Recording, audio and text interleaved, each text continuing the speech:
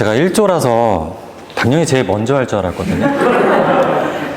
예, 근데 저한테 마지막을 주신 방 대표님의 의도가 뭐 할까라는 고민을 지금 제가 시간을 보니까 11시예요.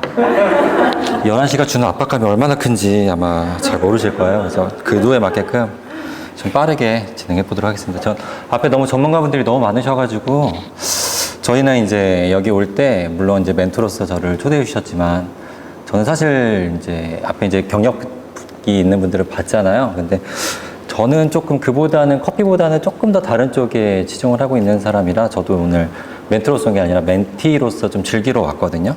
근데 아까 이제 저희끼리 얘기하면서 그런 얘기를 했어요.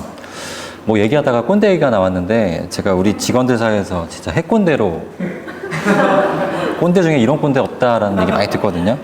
그래서 이 대한민국의 젊은 꼰대가 어떻게 양성되는지에 대한 좀 제 이야기를 해드리고 다시는 저 같은 꼰대가 안 나올 수 있게 여러분들이 후배를 위해서 조금 생각해 주셨으면 좋겠습니다. 그러면 좀 진행을 해볼게요. 우선은 말씀드린 대로 저는 커피디즈라는 브랜드를 운영하고 있는 조명훈이라고 하고요. 사실은 주업이 커피이긴 한데 이제 뭐 족발이라든지 삼겹살이라든지 좀 외식업 쪽의 매장들도 직접 운영하고 있고 프랜차이즈도 하고 있고 좀 그러한 외식 기업으로서 좀 성장을 더 꿈꾸고 있는 그런 브랜드 대표라고 생각하시면 됩니다. 저희는 서울 기반이고요. 저는 2014년에 이제 제 매장을 처음 오픈하고 현재는 조금 제 직영 매장이 한 10개가 넘게 있었어요. 그래서 그것들을 좀 줄이고 다시 좀 가맹이 늘어나면서 올해 이제 커피 매장만 21개 그리고 한 2-3개 정도가 더 오픈 예정에 있고요. 사실 이거보다는 이제 저는 아마 커피를 지금 매장을 운영하고 있는 분은 아시겠지만 이 커피를 좋아하는 사람들은 대한민국의 거의 100%예요. 여러분들은 커피를 못 드셔도 카페는 차리고 싶다라는 생각을 분명히 하시는 분들이 많을 거예요. 희한하게 제가 교육을 진행을 해봐도 커피 너무 좋아한대요. 그런데 아메리카노는 못 드신대요. 그런 분들이 커피를 배우러 와요. 그러면서 꼭 자기는 카페를 꼭 차리고 싶다고 하는 게 이 대한민국의 실정이거든요. 그래서 저는 조금 더 이 커피를 즐기는 것보다는 커피로 먹고 사는 쪽에 조금 더 고민을 많이 하는 사람으로서 사실 제 브랜드뿐만 아니라 이제 좀 메이저 프랜차이즈의 뭐 2번째 브랜드를 준비할 때 그것들을 같이 기획하는 그런 컨설팅 역할도 좀 많이 하고 있습니다. 우선 제가 좀 이 업을 하게 된 계기는 조금 다른 영역들이 있어요. 그래서 제가 커피에 대한 얘기를 할 때 제가 이제 어쩔 수 없이 제 이제 예전 얘기들을 하게 돼요. 그래서 제가 어떠한 마음가짐으로 제 브랜드를 하고 있는지에 대한 얘기를 좀 간단하게 짚고 넘어갈게요. 혹시 이 브랜드를 보신 적 있으신가요?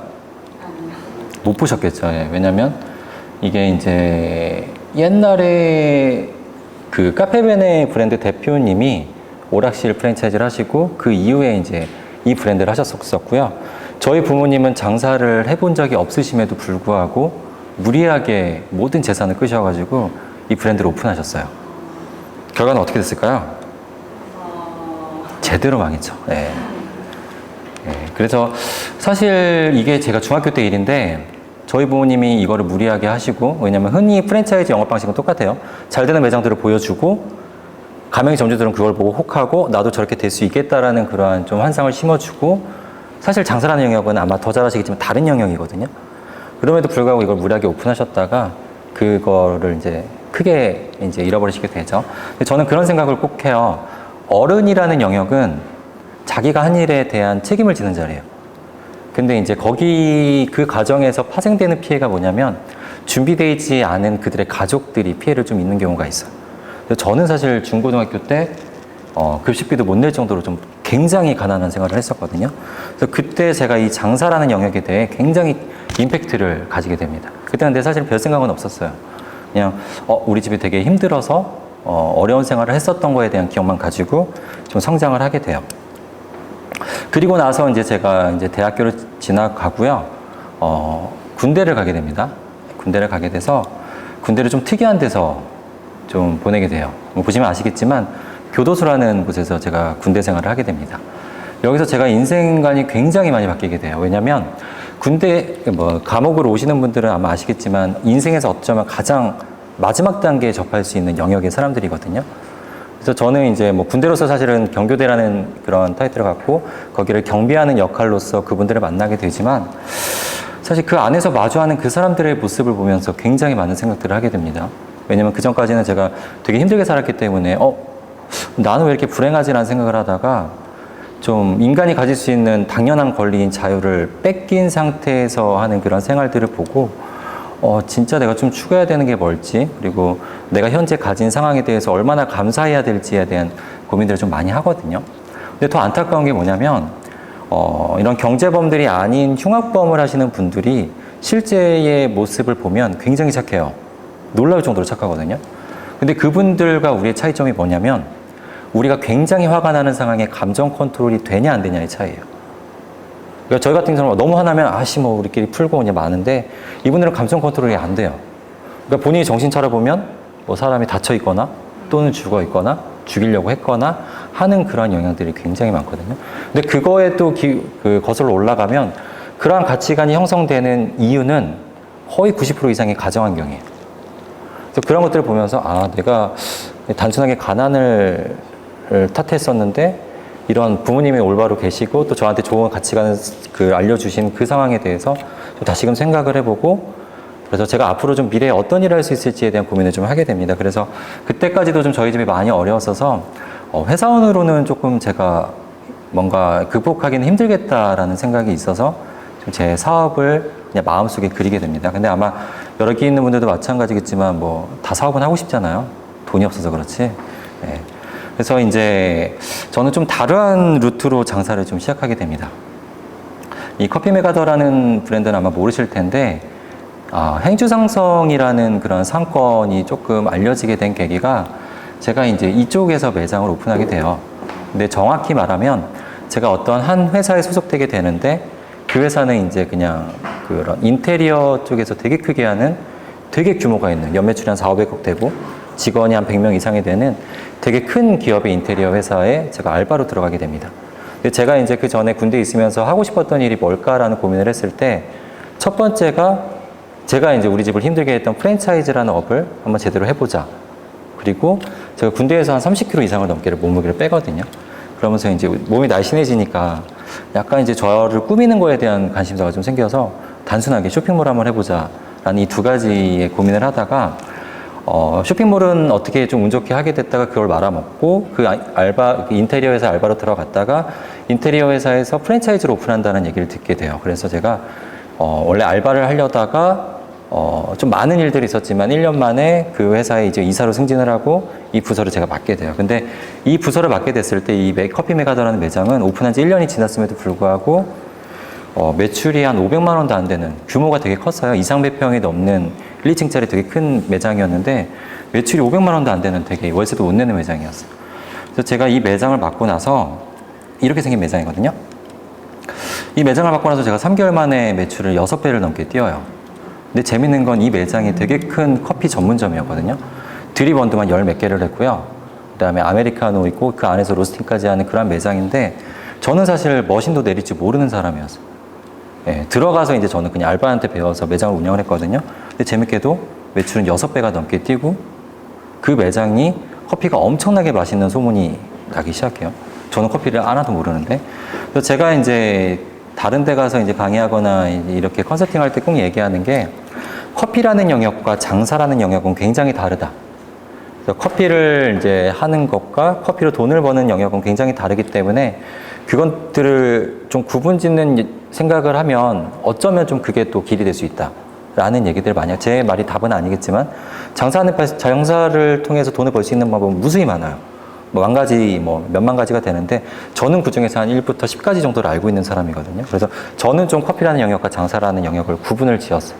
그래서 제가 이 매장이 좀 잘 되게 되면서 그 회사에 있는 회장님으로 또 투자를 받고 이 매장을 3~4개 정도로 더 늘리게 됩니다. 근데 그때 회장님은 이미 규모가 너무 큰 회사의 대표님이셨고 저는 사실은 이제 그때 26, 5밖에 안 되는 되게 젊은 대표였거든요. 근데 이제 너무 경영적인 간섭이 너무 많이 들어오시는 거예요. 근데 제가 이 매장을 맡고 나서 매출이 떨어진 적이 없어요. 굉장히 고공행진을 했음에도 불구하고 회장님이 이제 매장이 너무 잘 되니까 너무 신나시는 거예요. 그래서 맨날 여기 있는 저 테이블에 앉으셔가지고 회사로 안 가시고 여기로 오시는 거예요. 그래서 바빠 죽겠는데 불러가지고 막 되게 이상한 간섭을 하기 시작하죠.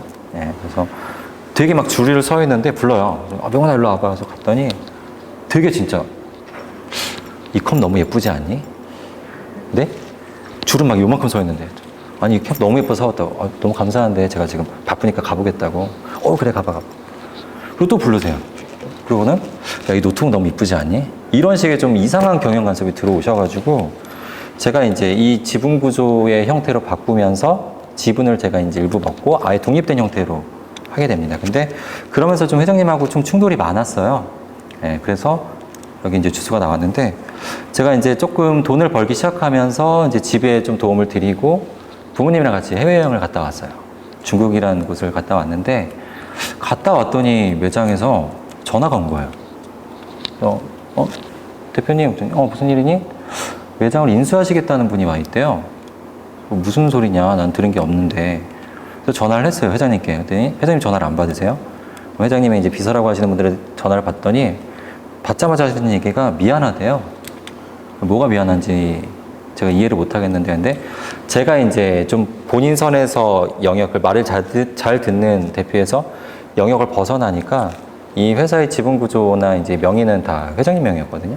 저는 이제 나이도 어렸고 그런 거에 대한 경험이 없기 때문에 그냥 그거를 믿고 그냥 저는 완전 올인을 했었어요. 그래서 사실 이 매장을 키울 때 제가 거짓말 안 치고 한 2, 3년을 하루에 3시간 이상 잔 적이 없어요. 진짜 저는 모든 걸 걸고 했었는데 그렇게 하루아침에 그분의 결정에 의해서 이 매장들을 전부 다 날리게 됩니다. 그때 차렸던 매장이 사실은 이 커피디즈라는 브랜드예요. 그러면서 조금 저는 다시 또 밑바닥부터 해야겠다는 생각을 해서 이제 푸드트럭도 해보고 되게 많은 일들을 좀 해봤거든요. 사실 그때 제가 이제 지분 계약이 돼 있던 계약서가 있었기 때문에 제가 이거를 권리를 주장하면 100% 이길 수 있는 상황이었어요. 근데 제가 들었던 생각은 어쨌든 사람이 그런 큰 회사를 키우는 데에는 능력치가 있어요. 근데 그분은 26, 5 경험이 없는 친구한테 한 프랜차이즈 부서를 맡길 수 있을 만한 그릇이 되셨던 분이고 저는 그 기회를 통해서 제가 이제 키운 브랜드이기 때문에 깔끔하게 드리고 이 경험치를 가지고 다시 내 걸 시작해보자 라는 생각으로 저는 이제 14년도에 제 브랜드를 오픈하게 됩니다. 그 당시 이제 전에 인연이 있었던 저희 디자이너 친구를 통해서 좀 이런 토대를 잡고요. 불광동, 서울시 은평구에 있는 불광동 되게 골목 후미진 곳에 한 10평짜리 매장을 제가 이제 좀 겨우겨우 돈을 끌어 모아서 오픈을 하게 돼요. 그래서 이렇게 3D 작업을 잡고 실제 저도 이렇게 공사를 직접 진행하면서 이러한 매장들을 오픈하게 됩니다. 사실 위치가 말도 안 돼요. 어떤 일도 있었냐면 여기서 일하는 친구가 울면서 전화가 왔어요. 그랬더니 바바리맨이 나와서 여기 앞에서 옷 벗고 있다. 그 정도로 후미진 골목이에요, 여기가. 예. 그래서 저는 너무 웃긴 거예요. 얘는 울고 있는데. 그래서 야, 사진을 찍었냐 뭐 이런 얘기를 했던 기억이 나는데 어쨌든 이 매장이 하루 매출 한 2만 원, 3만 원부터 시작해가지고 저희가 일매출 100만 원까지 좀 끌어올리게 됩니다. 예. 그래서 이 매장을 토대로 제가 이제 원래 꿈꿨던 커피 프랜차이즈라는 것들을 조금 이제 생각을 해보게 돼요. 그래서 제가 생각했던 커피 프랜차이즈, 그러니까 프랜차이즈라는 관점은 누군가에게는 그냥 부업이 될 수 있겠지만 누군가는 모든 걸 끌어모아서 자기 가족을 먹여 살려야 되는 부양수단이 될 수도 있거든요. 그래서 저는 조금 이거를 대하는 이 마음가짐이 좀 왜냐면 제 어린 시절의 경험이 있기 때문에. 그래서 저는 뭔가 이런 특히 커피 같은 경우는 아시겠지만 되게 유행이 많아요. 엄청나게 뭐 버블티라든지 이런 유행이 많이 왔다 갔다 하는 구조인데 그런 것들에 대한 생명력이 1, 2년이 안 되기 때문에 저는 좀 그런 브랜드를 만들긴 싫었어요. 그래서 조금 더디게 가더라도 1년, 2년, 3년, 5년, 10년 이렇게 갈 수 있는 브랜드를 만들어 보자 라는 생각으로 저희가 어떠한 것들을 하게 됐냐면 일단은 제 마음속의 계획은 우선 단순하게 내 머릿속에 있는 생각만을 가지고 가맹점주한테 이거 하시면 잘 될 거야 라는 그런 말은 하지 말자. 그래서 제가 직접 무조건 해본 걸 토대로 알려줄 수 있는 브랜드가 되자 해서 저희가 직영이 몇 가지 늘어났던 이유가 저희는 대한민국에서 경험할 수 있는 모든 상권의 매장을 제가 다 가지고 있어요. 오피스, 대학, 조그만 완전 산 전체를 갖고 있는 큰 매장, 창고형 매장, 로스터리 매장 이런 모든 매장들을 다 가지고 있고요. 커피로 할 수 있는 그런 플러스 되는 업그레이드 될 수 있는 영역에 대한 도전들은 사실 이미 다 해봤어요. 상수동에 있는 건물 하나를 해가지고 아예 정말 샹들리에도 몇 천만 원짜리 달아놓고 이런 것들도 해보고, 그다음에 이제 커피와 맥주가 같이 갈 수 있는지에 대한 테스트도 해보고 싶어서 한옥이 되어 있는 그런 매장들을 바꿔서 테스트도 해보고, 좀 그런 것들을 토대로 제가 해본 경험치를 알려주는 그런 것들을 하게 되거든요. 사실 여기서 좀 재밌는 경험들이 있어요.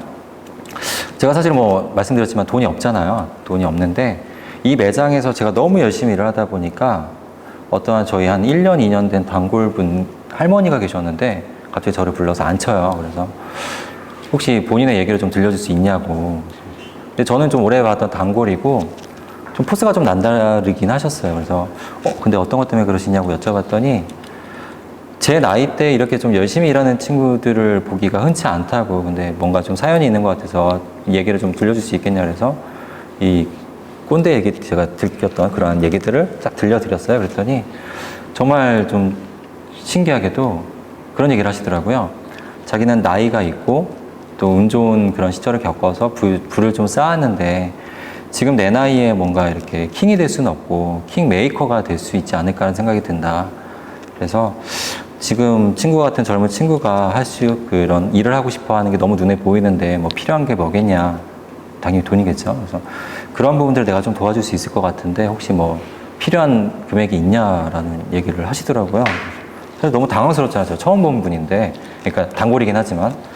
그래서 일단은 너무 갑작스러운 제안을 받아서 일단 너무 일단 감사한데 고민을 한번 해보고 말씀드리겠다 라고 해서 제가 고민을 해본 결과 이것도 되게 줄인 거지만 한 3억 정도의 금액을 얘기하게 돼요. 흔쾌히 바로 제 통장에 3억을 쏴주셨어요. 정말로.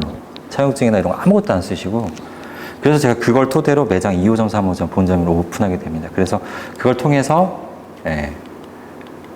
이 본점과 독과이점 그리고 이런 매장들을 오픈하게 되고요. 사실 이제 제가 제가 지금 올해 나이가 35인데 매장 뭐 20-30개를 했었고 프랜차이즈 갖고 있다고 하면은 돈이 되게 많은 줄 알아요. 실제로 많았었는데 여러분 아시겠지만 이 코로나라는 사태를 겪으면서 되게 많이 힘들어 하시잖아요. 저도 작년에 엄청나게 많이 날렸거든요. 왜냐면 저는 직영 매장이 많았기 때문에 장사를 못하는 매장 때문에 장사를 못함에도 불구하고 한 달에 월세는 4-5천씩 나갔었어요. 그거를 1년 이상을 버텼는데 사실 그 기간이 길어지면서 되게 많은 권리금을 주고 들어갔던 매장들이 좀 많이 철수하게 됐거든요. 그런 상태에서 이제 거의 사실은 작년에 부도날 뻔 하다가 다시 한번 이번에 최근에 이제 저희가 브랜드 리뉴얼해서 오픈하게 됐는데 이때도 이제 제가 어느 한 매장을 보고 이 자리는 꼭 제가 해야겠다는 생각이 드는 거예요. 그래서 다짜고짜 제가 되게 친한 형님한테 전화해서 형님 1억 5천 좀 갖고 오시라고. 다짜고짜 전화해서 1억 5천 갖고 오라면 너무 웃기잖아요.